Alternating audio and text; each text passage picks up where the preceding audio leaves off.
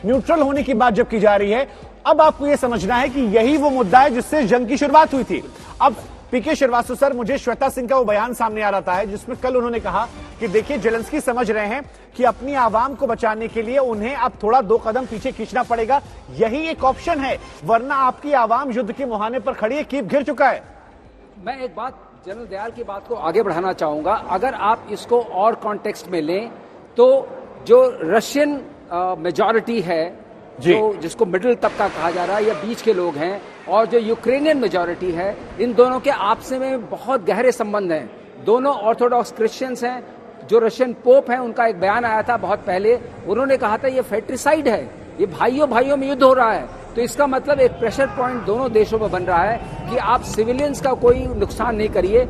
आपकी सिर्फ एक मूलभूत बात थी कि ये यूक्रेन न्यूट्रल रहे, शायद वो बात नहीं। अगर सर ये भाई विशंबर सर, अगर ये भाई भाई थे तो फिर ये स्थिति आई क्यों? ये स्थिति आई क्योंकि महत्वाकांक्षाएं थी एक प्रेसिडेंट की और दोनों की। एक का था कि महत्वाकांक्षाएं से ज्यादा मेरे रूस की लॉन्ग टर्म स्ट्रेटेजी और डिफेंस, दूसरी तरफ एक नहीं। तो इसका मतलब ये है कि जेलेंस्की ने युद्ध थोप दिया। बिल्कुल, हम पहले दिन से कह रहे हैं। एक मैं छोटी सी बात कहूंगा, देखिए शुभंकर, अगर इसको अब यूक्रेन मना नहीं करता है इस समाचार को, अगर हम अगले 6 घंटे तक यूक्रेनियन किसी एजेंसी से या प्रेसिडेंट से इसके खिलाफ कोई आवाज नहीं सुनते, ये जो है, तो ये बहुत बड़ी समाचार है और मैं समझता हूं कहीं ना कहीं ये पीस का इंडिकेटर होगा। नहीं तो फिर तो ये दुनिया के लिहाज से एक अच्छी खबर है, बहुत अच्छी खबर है, बढ़िया खबर है। दुनिया पर एक युद्ध थोपा जा रहा था। अगर मीडिया ने दी है, 2 ही चीज हो सकती है, या तो रशियन मीडिया ने इसको एक वो छोड़ा है, इंफॉर्मेशन वॉर के तहत छोड़ा है, या अगर इसका खंडन नहीं होता है और अगर कुछ बातें निकलती हैं जाके टर्की में दोनों फॉरेन मिनिस्टर में,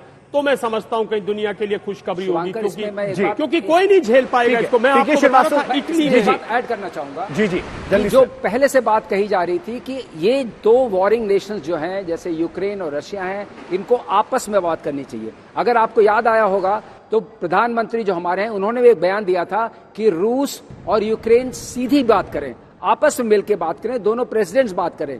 अब ये चूंकि बात बढ़ रही है दोनों आपस में बात करने की, एक दूसरे से बात करने की, तो शांति का रूप निखरता से नजर आ रहा है। पीके श्रीवास्तव सर, क्योंकि हम कड़ी दर कड़ी जोड़ रहे हैं। शुरुआत में जेलेंस्की ने कहा मैं बातचीत को तैयार नहीं हूं, हम लड़ेंगे, यूक्रेन की आजादी उसके स्मित तक लड़ेंगे। लेकिन कल जो एक बयान सामने आया, उसके बाद आज का जो स्टेटमेंट था कि नेटो नहीं आ रहा, हम तैयार उस बात को मान रहे हैं, क्या ये सारी कड़ियां जुड़ रही हैं? ये जुड़ रही है, ये सारी समझदारी की बात है। उनको ये समझ में आ गया है कि ये नाटो का युद्ध नहीं है, नाटो मेरे लिए ये युद्ध नहीं करेगा, ये युद्ध सिर्फ मुझे करना है। और चूंकि उस देश के राष्ट्रपति हैं, सारी क्षति उनकी हो रही है। नहीं, नाटो का स्टैंड समझ में आया या अपने देश के हालात देखकर? हालात भी समझ में आए। आपकी कूटनीति जो होती है किसी भी राष्ट्रनेता की, वो आपके अपने रिसोर्सेज से लिंक्ड होनी चाहिए।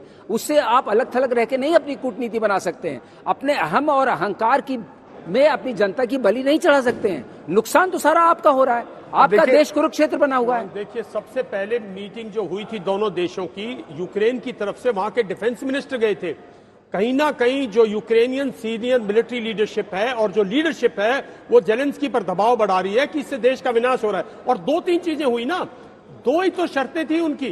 पहली शर्त ये थी कि आप न्यूट्रल रहिए, आप कभी भी नहीं जाएंगे। तो तकरीबन अगर ऐसी बात आती है तो ये पहला कदम पूरा है। दूसरा, उन्होंने बोला था डोनेट्स्क, लुहांस्क और क्रीमिया को आप छोड़ दीजिएगा। तकरीबन ये छोड़ चुके हैं, ये उम्मीद ही छोड़ चुके हैं, नहीं तो ये कोई ना कोई काउंटर अटैक दिखाते ना। तीसरी बात है कि जेलेंस्की की तख्ता पलटी जाए। वो मैं पहले दिन से कह रहा हूं कि तख्ता पलटने का मतलब ये नहीं है कि जेलेंस्की को बदल दो। जेलेंस्की कोट भी तो बदल सकते हैं ना, कि भाई आज तक आपने नाटो का कोट पहना था, कल से आप रशियन कोट पहन लीजिए। लेकिन क्या इंटरनेशनल डिप्लोमेसी में इतना आसान होता है कि रातों रात आप पूरा स्टैंड चेंज कर दे? अरे हमारे यहाँ रात में पार्टी बदल लेते हैं। चीफ मिनिस्टर ने पूरी की पूरी सरकारें बदली है। ये पॉलिटिशियंस है भाई, और ये पुतिन थोड़ी है। नहीं तो सियासतदान हर जगह एक तरह से होते हैं भाई। ये जेलेंस्की है, ये प्रेसिडेंट पुतिन नहीं है।